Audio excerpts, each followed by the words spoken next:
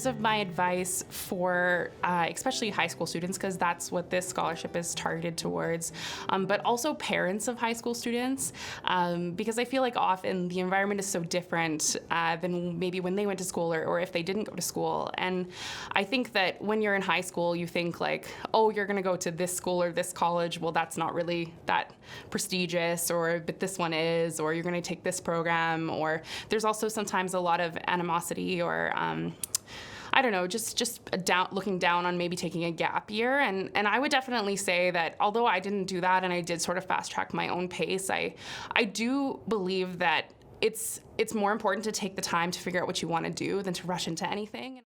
I feel that it's more important to figure out what you want to do, because it's a lot harder once you enter university and you're in a certain discipline to transfer into another major if you're not doing well. And if you go into something that you don't enjoy, you'll likely do worse than when you go into something that you like. And I just found that personally and with other friends that generally when you enjoy a class, you're going to get better grades.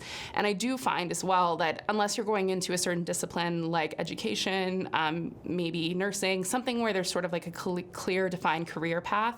If you're planning on doing higher education past post-secondary or graduate school, I think it's more important to take something that you enjoy and that you can get good grades in.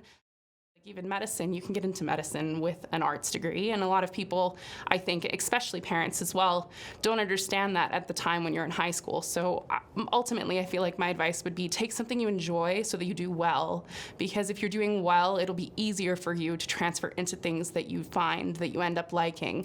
And if you're not ready, then I would take time, or at least choose something where you can keep doors open, which has kind of been my experience, where I chose something that I can work in lots of areas with. And I feel that we're in an era where people don't work in the same position for 40 years. And even in my personal experience working, and it's only been a 5-6 year period, I've moved around a lot to different organizations, different positions, different locations. And I don't know, in my personal opinion, how someone can stay in that role for so long. So I think it's important to choose something where you can have variety, especially if that's the kind of person you are.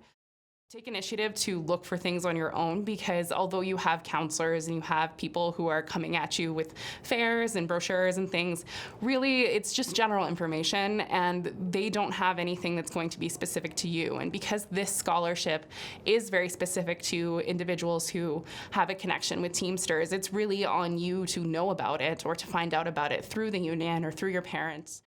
Initiative, apply to what you can, and only go if you're ready. And that can be really hard because you're not always fully ready, but only go if you don't feel ready, then don't go, and take the time to figure it out, because it'll be harder to backtrack than it will be to like take your time and get back into it. I remember sort of the excitement, I think, to have a Canadian applicant and then later a Canadian winner.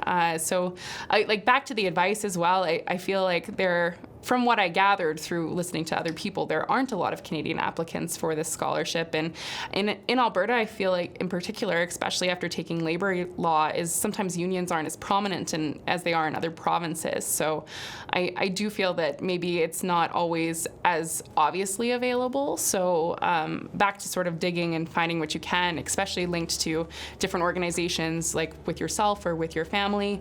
Often there are a lot of scholarships like through your parents' work or through yours, or different community groups, and that's, I think, where you can be most successful in getting a scholarship and later and being successful, just because there is a smaller group of applicants. It's catered towards people who fit the criteria that you do, and there aren't as many. It's not a general scholarship to the general public.